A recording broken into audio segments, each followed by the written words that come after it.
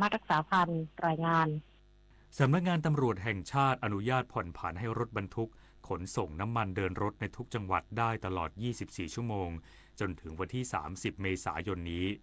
พลตำรวจโทยิ่งยศเทพจำนงโฆษกสำนักงานตำรวจแห่งชาติเปิดเผยว่าพลตำรวจเอกกิตรัตน์พันเพชรผู้บัญชาการตำรวจแห่งชาติในฐานะหัวหน้าเจ้าพนักงานจราจรทั่วราชอาณาจักรได้พิจารณาออกข้อบังคับผ่อนผันการเดินรถขนส่งน้ำมันรองรับสถานการณ์ภูมิภาคตะวันออกกลางโดยอนุญาตผ่อนผันให้รถบรรทุกขนส่งน้ำมันเดินรถในเขตกรุงเทพมหานครและปริมณฑลรวมถึงจังหวัดอื่นๆได้ตลอด 24 ชั่วโมงจนถึงวันที่ 30 เมษายน 2569 เพื่อแก้ไขปัญหาการกระจายน้ำมันไปยังสถานีบริการน้ำมันในพื้นที่ต่างๆให้รวดเร็วทั่วถึงและครอบคลุมพื้นที่เพียงพอต่อความต้องการน้ำมันของประชาชนในแต่ละวันได้รวมถึงเป็นการสร้างความเชื่อมั่นเกี่ยวกับสถานการณ์น้ำมันในประเทศให้กับประชาชนผลิตนาถขวัญแสนสุขรายงานกระทรวงสาธารณสุขผนึกกำลังภาคีเครือข่ายควบคุมและป้องกันวัณโรคนำเทคโนโลยี AI ค้นหาผู้ป่วยยกระดับการรักษาให้มีประสิทธิภาพตั้งเป้าให้ประเทศไทยปลอดจากวัณโรคภายในปี 2578นายแพทย์โสพล เอี่ยมสิริถาวรรองปลัดกระทรวงสาธารณสุขกล่าวว่าวันวัณโรคสากลตรงกับวันที่ 24 มีนาคมของทุกปีเพื่อกระตุ้นให้ทั่วโลกตระหนักว่าวัณโรคยังคงเป็นปัญหาสาธารณสุขสำคัญของโลกกระทรวงสาธารณสุขได้เดินหน้าตามแผนชาติสอดคล้องยุทธศาสตร์องค์การอนามัยโลกมุ่งลดผู้ป่วยและการเสียชีวิตเน้นค้นหาผู้ป่วยกลุ่มเสี่ยงด้วย AI และเทคโนโลยีสมัยใหม่พร้อมยกระดับการรักษาให้มีประสิทธิภาพมากขึ้นตั้งเป้าประเทศไทยปลอดวัณโรคอย่างยั่งยืนภายในปี 2578 ด้านนายแพทย์มนเทียนคณาสวัสดิ์อธิบดีกรมควบคุมโรคกล่าวว่าวัณโรคยังคงเป็นภัยเงียบที่ฆ่าชีวิตคนทั่วโลกกว่า 1,380,000 คนต่อปีส่วนไทยพบผู้ป่วยรายใหม่กว่า 100,000 รายและเสียชีวิตมากกว่า 10,000 รายต่อปีและเนื่องในวันวัณโรคสากลประจำปี 2569 นี้จะรณรงค์ภายใต้แนวคิดยุติวัณโรคเราทำได้เน้นรู้เร็วรักษาหายป้องกันการแพร่เชื้อพร้อมย้ำไม่ทำให้ผู้ป่วยอับอายหรือถูกดูถูกจากสังคมเพื่อเพิ่มโอกาสเข้าถึงการรักษาและควบคุมโรคอย่างมีประสิทธิภาพปุริมปัสโสภาภาครายงานน้ำมันทุกหยดมีค่ารู้ใช้รู้รักษาวันข้างหน้าไม่ขาดแคลนจบข่าวยุทธพรบานเย็นอ่านรับฟังข่าวครั้งต่อไปเวลา 7 นาฬิกาครับติดตามข่าวที่นำเสนอไปแล้วได้ที่ www.thainews.prd.go.th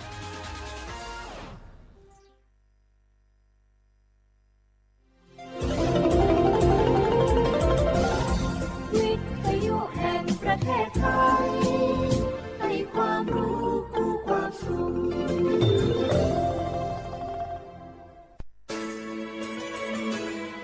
สถานีวิทยุกระจายเสียงแห่งประเทศไทยจังหวัดเชียงใหม่ AM 1476 กิโลเฮิรตซ์สถานีวิทยุภาคภาษาชาติพันธุ์แห่งเดียวในประเทศไทยที่มีความทันสมัยเชื่อถือได้สร้างอัตลักษณ์กลุ่มชาติพันธุ์สู่สากล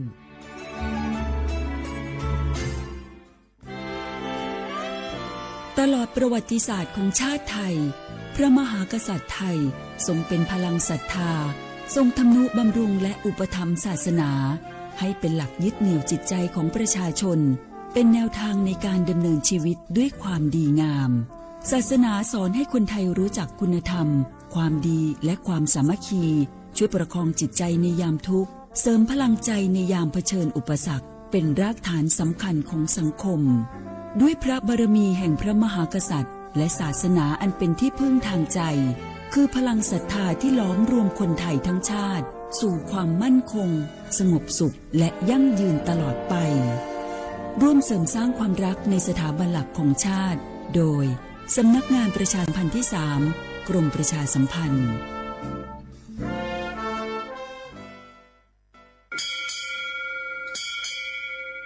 โอโบดะจ้าโอมิโชเปอร์เหมอซุงคาพอกว่าเนียวซงโอดูธรรมาสถานีวิทยุภาษาชาติพันธุ์แห่งเดียวในประเทศไทยทันสมัยเชื่อถือได้แล้วพบกันที่สวทเชียงใหม่ AM 1476 กิโลเฮิรตซ์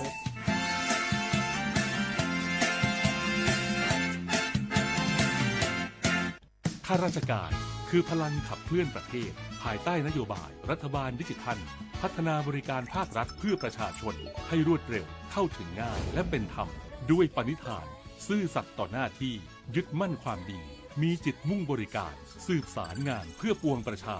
ทุกภารกิจยึดมั่นหลักธรรมาภิบาล1 เมษายนวันข้าราชการพลเรือน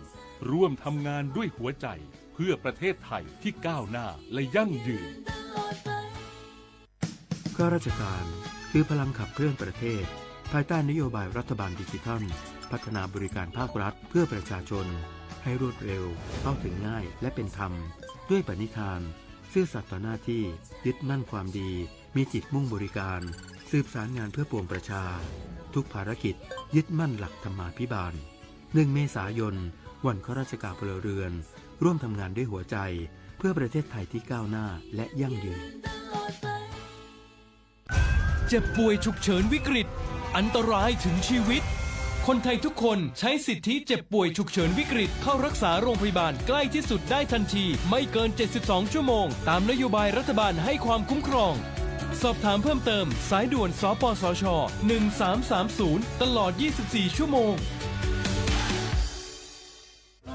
อยากรู้จังใครบ้างนะ7กลุ่มเสี่ยงฉีดวัคซีนไข้หวัดใหญ่ใช้สิทธิบัตรทองได้ไม่เสียค่าใช้จ่ายง่ายๆแค่ใช้แอปเป๋าตังค์ตรวจสอบสิทธิกดเลือกกระเป๋าสุขภาพก็รู้แล้วแถมจองคิวฉีดได้ด้วยที่สถานพยาบาลในระบบบัตรทองรีบๆกันหน่อยนะแค่ถึงเดือนสิงหาคมนี้เท่านั้นสิทธิสร้างเสริมสุขภาพและป้องกันโรคดีๆกองทุนหลักประกันสุขภาพแห่งชาติหรือบัตรทอง30 บาทสอบถามเพิ่มเติมที่สายด่วนสปสช1330ตลอด24ชั่วโมง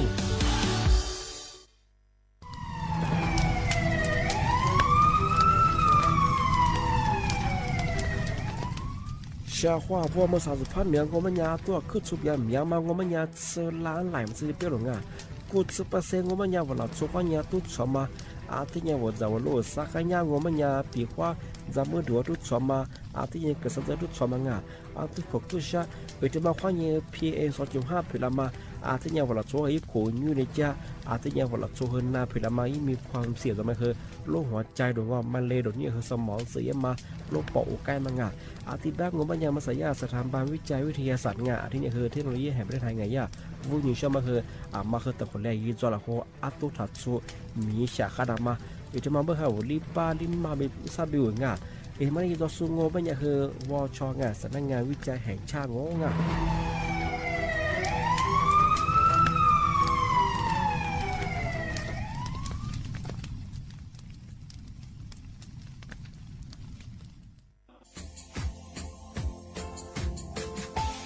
ชาว่าพระวัฒมาปีใหม่อาทิตย์ซึกตาจินชมองมันยังไงมุสาจังหวัดเชียงใหม่ค่อยมาปีใหม่ปากไก่ฝรั่งที่5ที่เนี่ยของพวกเขายังว่า5 3次ที่เนี่ยซึ่งอีกคนอยู่ตรงนี้โฉดซึกูกว่ามาคือ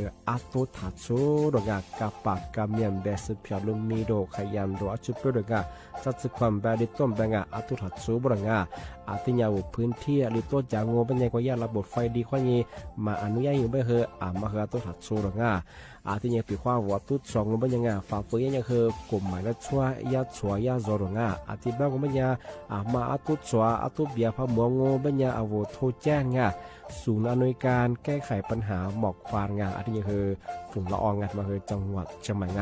ยี่เบอร์โทรโง่เป็นยัง053ที่นี่112808หรือมาโง่เป็นยังสำนักงานประชาสัมพันธ์จังหวัดเชียงใหม่ก็ดีปีมากทีเดียวประกาศยุคลังอันนี้ประกาศมาก็แต่คนเลยยืนจะหลับฝรั่ง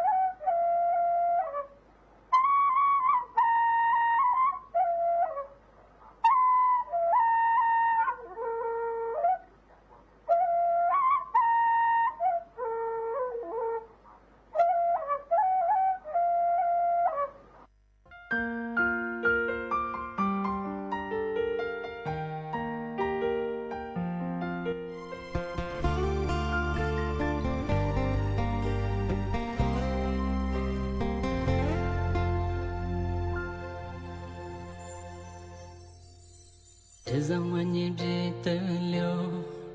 我来念念别听你，no别个这咋说我，别面的是我不是，no你妈可我做哩，啊这念念是忙啊。天天我死了，你是努你妈夸我落得妈不咋，我你妈不那次努来你越喝，你啥面啥都来我妈，没不马次我呀你越得喝，天天面比起我了，我你妈不那次努来你越喝。你快想呀，我来比的，没太想我别，努你妈快，没女本呀，努提走嘞，你呀他别。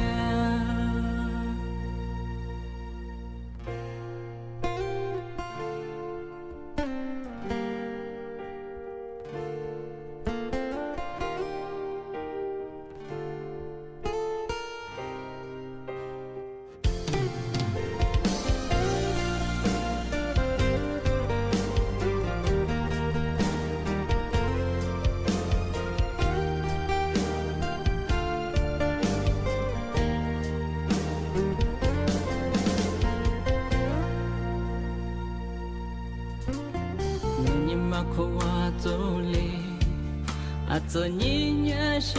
忙啊，天天我死了，你是努你妈夸我落得妈不让，我你妈不那次努来你越喝，你啥面啥都来我妈，你不马次我呀你越得喝，天天面比起我了。我你妈不那次努来你越喝，你快想呀我来比的，没得想我别，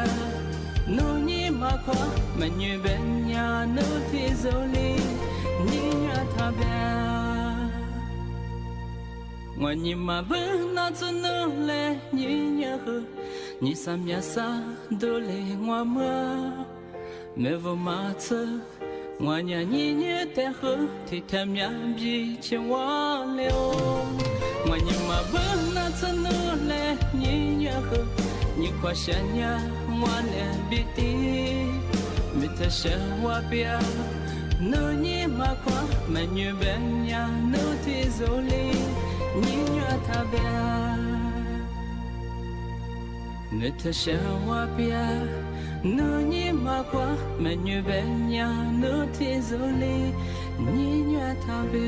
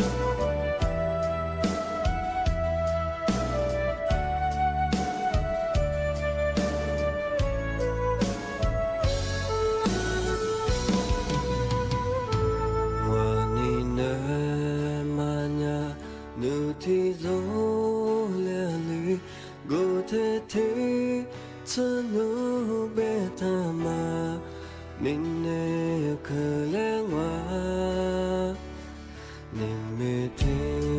他这话你妈哭啊，你别哭，连我妈没理。嘿，你们说了，我的怒提出迷离我这块怒马得。是适合我的路比掉，你不可来你不做。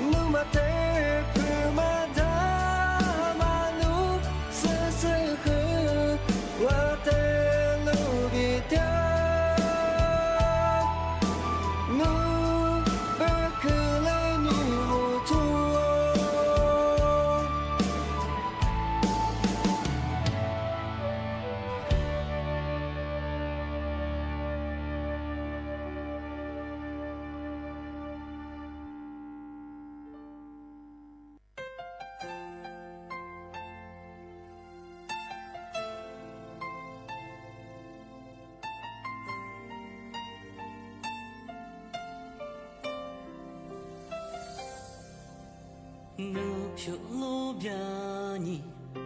nuni majani, nuteni nuku tisu amiedani, nuteni nemi, amiani nami, nuni kutiama kane sutilio, wani nusu.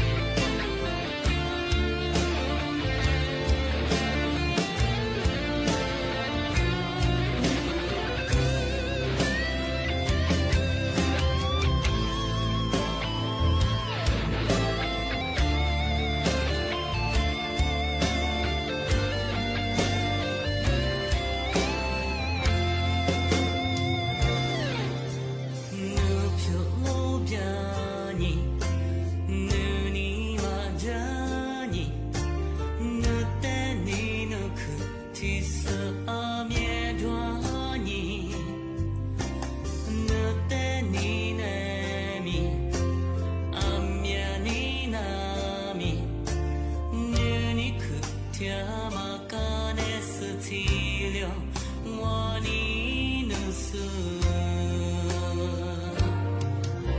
努就路边米努你马家米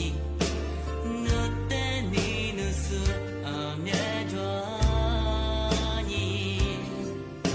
努得你那米阿面你那米努你可提马我不得我这不呀努你努斯咋个来不那你过西巴我一直过个起家的努得你努可掉苏那阿里玛伊那起你玛不里那起你那嘎的努你努斯咋个来不那你过西巴我一直过个起家的努得你努可掉苏那阿里玛伊那起你玛不里那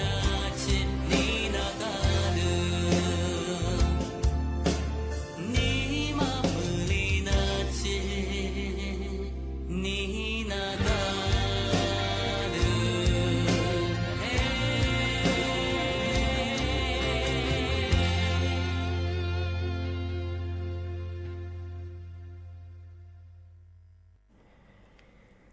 เสียว่าเวลาข้อว่า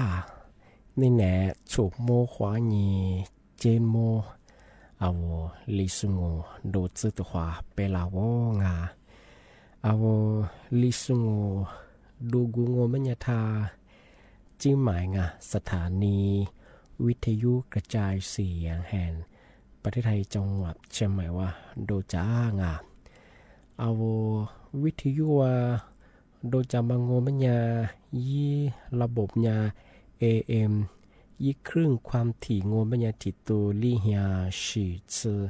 โฉเฮกว่าโจญาดูลางาไปขว้าวมาวิทยุวันไหนช่องมันยังง่าอาทิตย์ท้าวระบบไลฟ์ส่งโงมันยังไง Facebook ยี่เพจยาสวทเชียงใหม่ AM 1476กิโลเฮิรตซ์ทีเลยไลฟ์สู่ยังง่าเอาลิซึ่งวันยาที่ยี่มาหนีหัวโดจะเน้นแน่ยาโฉมหัวหนีเจมัวติหัวโดที่มุลงมันยาหนีมัวหัวหนีซาโมที่ดวงนาที่ยาหัวหนีนาญาสที่โดจางที่ยี่มาคือเน้นที่จุโมที่มุลที่จุโมที่ยี่มาคือหนีจุโมที่ดวงที่ยี่ที่มาเทเชียเฮมีแร่ที่มุลว่านาลาปีมาแบบมาช่วงอาก็เน้นตะโปก็ถือว่าที่ได้ปีมาซึ่งจึงช่างย่าสำนักงานตำรวจแห่งชาติเปิดเผย4พฤติการบ่ได้ที่ย่าแกนคอลเซ็นเตอร์ที่บ่มายื้อชื่อกุลียาที่ลียมาที่ลีดมาที่ลียาบ่ได้ที่บัญญาว่าเชื่อว่าที่ลีดมาย่าตอนนั้นไม่ช่วยที่พมัวงบัญญาอามีโทรแจ้งช่างบริงานทันทีที่ช่วยโทรแจ้งช่วยบางมียิงบัญญาแกนคอลเซ็นเตอร์ที่บัญญาคือย่าจากงไปเธอห้องพาริเชียเช่าสิ่งไงห้องที่ยังย่าจำมาคือยังคือมือซ่ามาจารองระยะสั้นลาบานิมาสามาลิมังอมาชัดหัวใจสิ่งมีอย่างนี้ไปที่เดียสิ่งที่ปัญญาบอกเขาปีว่าวิห้องพัดจะโซกันแล้วก็จะโซที่ย่า4พฤติการย่าที่ลีดมาที่ลีพายที่ลีพมมันยังคือถ้าช่วยงานแบบนี้มีตันรัฐโทรแจ้งช่างบริงานที่เป็นลีดมางเป็นยังยี่วุฒิมางเป็นยังมีอย่างแบบกลุ่มชาวต่างชาติซาว่าควานีโชวัตยี่ห้อที่ชาวจ่าสิ่ง ย่าอาชีย่าชิมย่ามาคือเอาเวลาคือมาเบอมาซื้อเจจะความง่ายที่มาคือถึงมาอาทิตย์นี้ย่าจะมาบ่คือยิโคสุมุมาจางอติดโทษใช้ยังไงเวลาบ่คือเธอลาบาสามาลิมาญิมาซางาญิมาที่มังโงไม่ใช่ย่าบอกว่าเชื่อมังโงไม่เธอโทรศัพท์เขาจะบอกว่าเชื่อว่ายังไงย่าบอกว่าเชื่อมังยังมีอย่างนี้ไปเธอภาษาต่างประเทศยังไงนับป้านับแบบงดเชื่อยังไงตลอดเวลาอาทิตย์นี้ย่าบอกว่าเชื่อมังไม่คือมีอย่างนี้ไปคือเชื่อยังไงถ้าไปถึงจุดมุ่งไปคือทำไมเชื่อยิ่งจุดมุ่งคือทำไมเชื่อมังคืองอที่ปลุกปลุกเชื่อยังไงอาทิตย์นี้คือย่าบอกว่าเชื่อมังคือ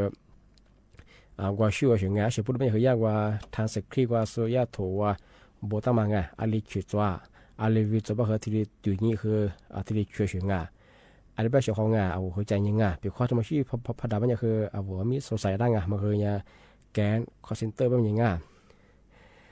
สามารถที่มังโง่มันเนี่ยปีว่ายายี่ห้องพังไงพระชาเราโง่มันเนี่ยหน้าตาดงอ่ะพันมากเฮมาเปิดดงอ่ะที่สักความแบบ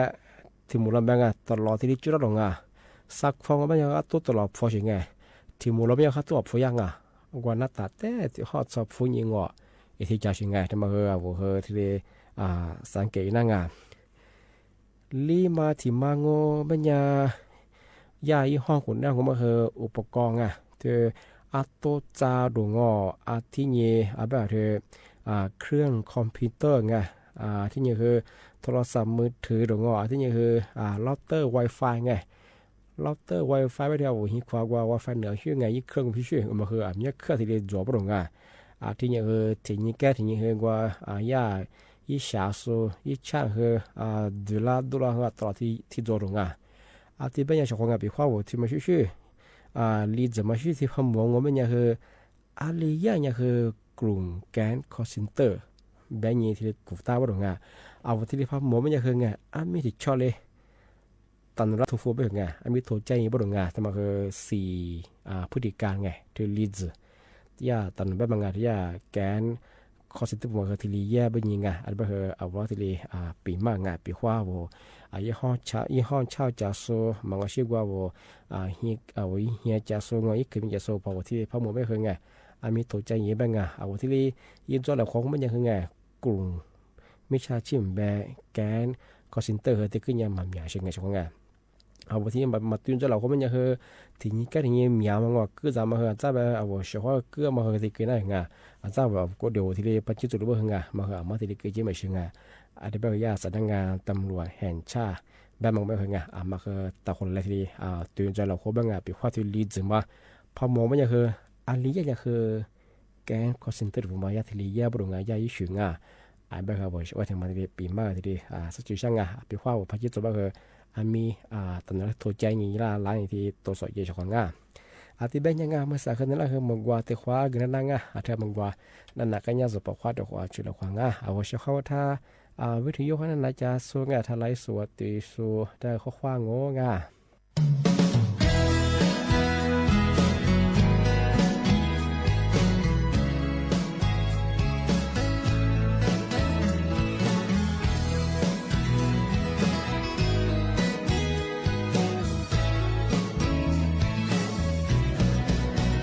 这是你，我被我的我在这时，我只有你马苦过，如皮的我，好比梦是你，也是让我在这间我，今年若年，路的我只我我罗斯。在这个你，我落的马，一个可怜你，你是让我你马上路。我女你，路的个个你，路的你也是个个，我落的马女人，你母。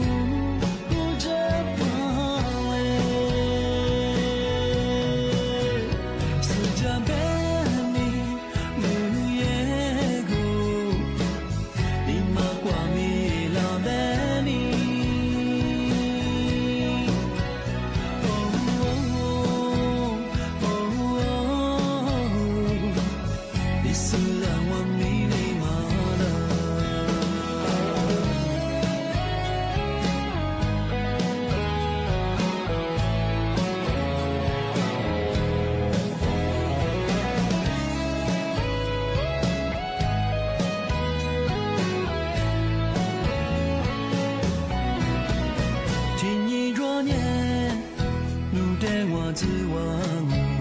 我落色，我体若塞tu跟你，我落大马，一个格列尼，一丝安稳你马上落。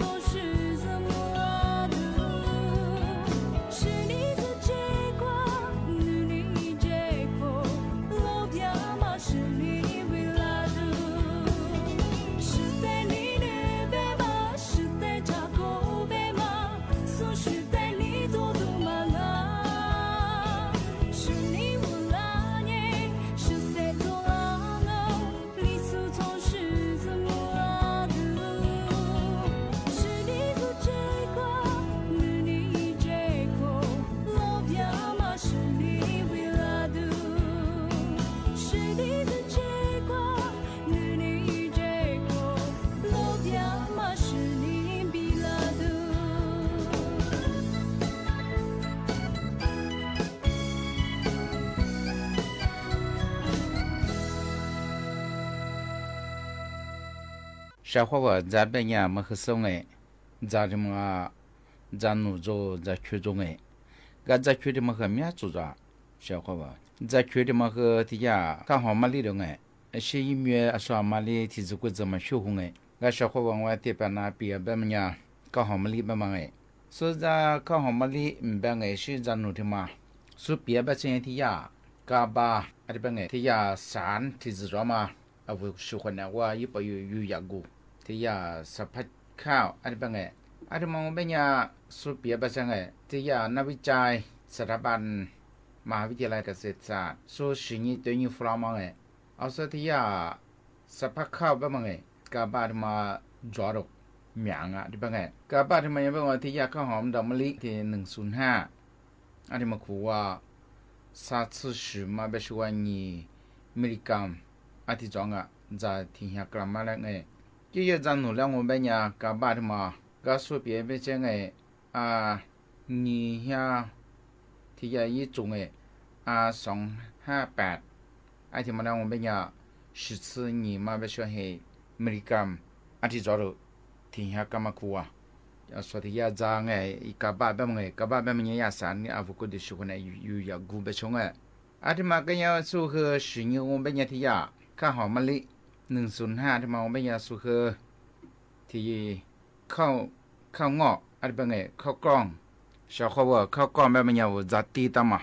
在写的嘛么啊，呀ข้าวกล้องแบบมัน哎，阿他妈看好么哩，我最近写的嘛105来写的嘛，ข้าวงอ阿他妈哎。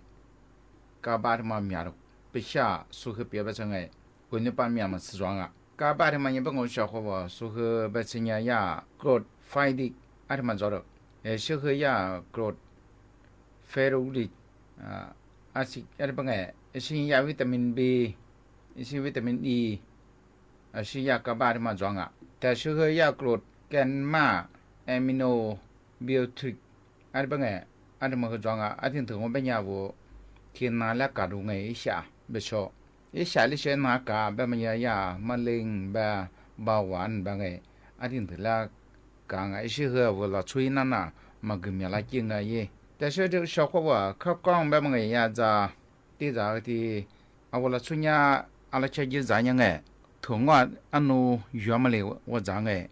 ที่มองเป็นยังไม่สาสุใจยัวมาจารุก็สุขเปียบชิงยาใจยัวมันยาอีประโยชน์ที่มันยามีจงอ่ะอันที่เป็นไงเอาอยู่ยากูเราตัวนี้เอาที่มาจัดตามมันยา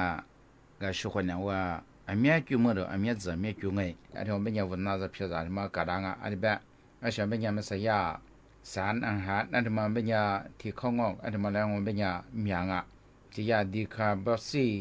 เรชันอันที่เป็นไงกรดลูตามิกอันที่เธอจอกว่าประตูตัวนี้อาวุอาทิตย์มันเป็นยาวุวันเนื้อจังไงอาทิตย์มันเลยยี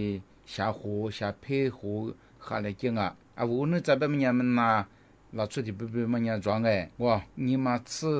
เช่นยังมือมันน่าแต่ยี่จุดจีอาทิตย์เถอะอาทิตย์มันเลยยีกว้างอ่ะอาทิตย์เป็นไงที่ยาเข้ากล้องงออาทิตย์เป็นมันยาจ้าตีอาทิตย์มันแต่ละยี่เตยยี่อยู่ละยังไงอาทิตย์ยี่จังอ่ะจ้าที่มันยาสุเปียเป็นไงอาวุ他第二次呢，从呢他规矩带了呢天也第二边有了呢天呢，长哎，说我也同我去，且要么呢不有嘛，面做的维他命面啊，我那是偏上的得了个面疙瘩啊，光啊，这边哎，马来了个嘎，包完了个嘎哎，新年老出国门嘛难得过温那的在上头，这么个光啊，这边哎，个小伙娃，我这边嘛个做那个装哎。ก็ว่า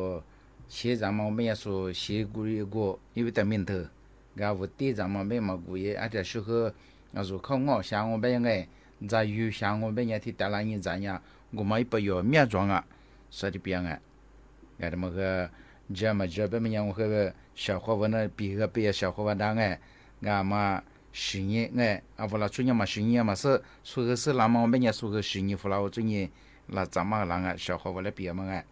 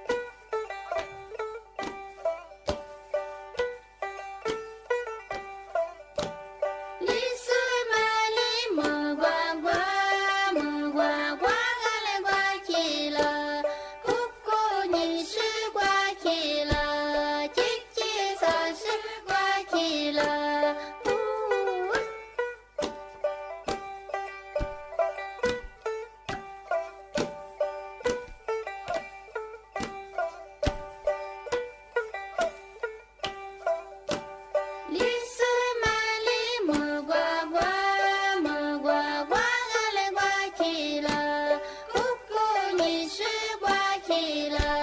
叽叽啥事里怪起了，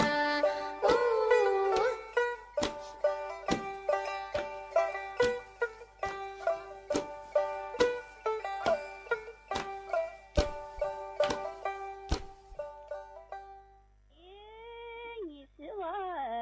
那边，你是天涯。错过我发誓的过我谢谢你生你我和我仨妻子过一多少来花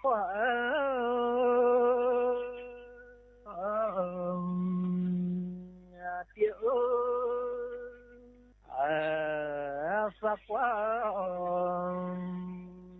也难忘来月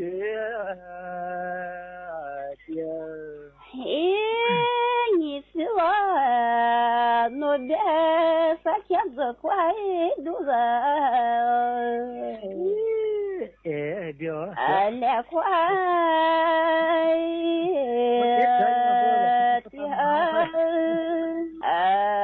也快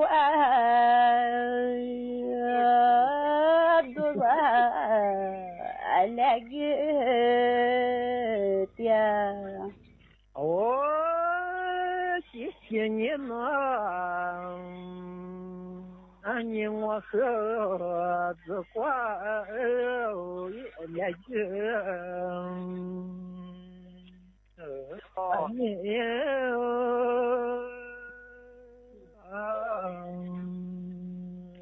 子过来的猫三呀路，那边嘛，我的是来快的嘛，三呀路，来月的嘛。三呀谢谢你们，你和三年我的多，也别走，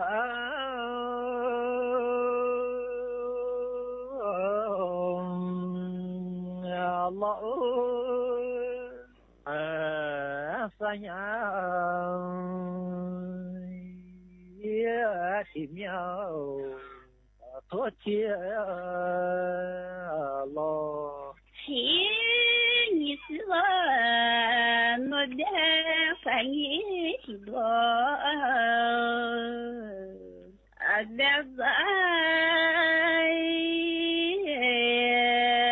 了，翻呀。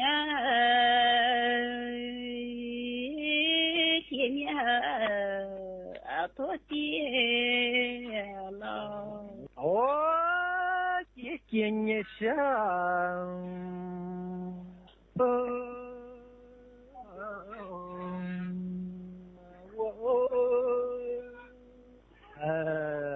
多谢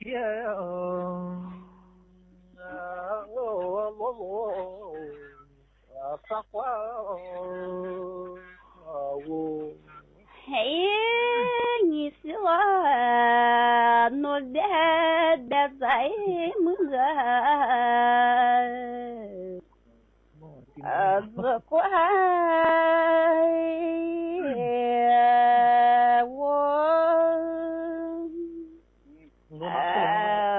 多点。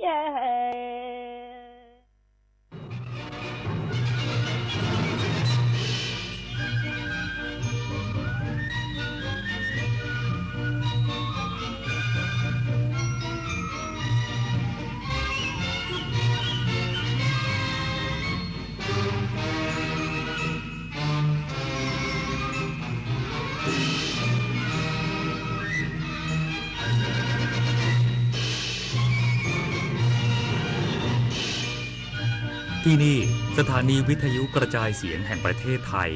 ต่อไปเสนอข่าวซึ่งมีหัวข้อข่าวดังนี้นายกรัฐมนตรีให้คำมั่นจะใช้ความรู้ความสามารถประสบการณ์ปฏิบัติหน้าที่เพื่อประโยชน์ของประชาชนพร้อมยืนยันตรวจสอบคุณสมบัติผู้ได้รับการเสนอชื่อเป็นรัฐมนตรีอย่างเข้มข้นและจัดตั้งรัฐบาลได้ทันก่อนเทศกาลสงกรานต์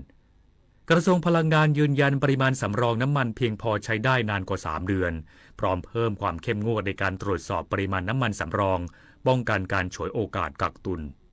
ผู้นำสหรัฐวิพากษ์วิจารณ์พันธมิตรนาโต้ที่ไม่ยอมสนับสนุนการทำสงครามกับอิหร่านพิชมนโอภาสนิพัฒน์ผ่านเข้ารอบรองชนะเลิศศึกแบดมินตันเวิลด์ทัวร์ซูเปอร์300รายการออเลองมาสเตอร์ได้สำเร็จต่อไปเป็นรายละเอียดของข่าวกรมศิลปากรเตรียมจัดพิธียกเสาพระเมรุมาตรในพระราชพิธีถวายพระเพลิงพระบรมศพสมเด็จพระนางเจ้าสิริกิติ์พระบรมราชินีนาถพระบรมราชชนนีพันปีหลวงในวันที่3 เมษายนนี้ก่อนดำเนินการก่อสร้างเต็มรูปแบบนายพนมบุตรจันทรโชติอธิบดีกรมศิลปากรกล่าวว่าสมเด็จพระกนิษฐาธิราชเจ้ากรมสมเด็จพระเทพรัตนราชสุดาสยามบรมราชกุมารีจะเสด็จพระราชดำเนินไปในการพิธียกเสาพระเมรุมาตรในพระราชพิธีถวายพระเพลิงพระบรมศพสมเด็จพระนางเจ้าสิริกิติ์พระบรมราชินีนาถพระบรมราชชนนีพันปีหลวงในวันที่3 เมษายนเวลา 14 นาฬิกาซึ่งถือเป็นพิธีสำคัญในการจัดทำโครงสร้างของพระเมรุมาตรและอาคารประกอบในขั้นตอนแรก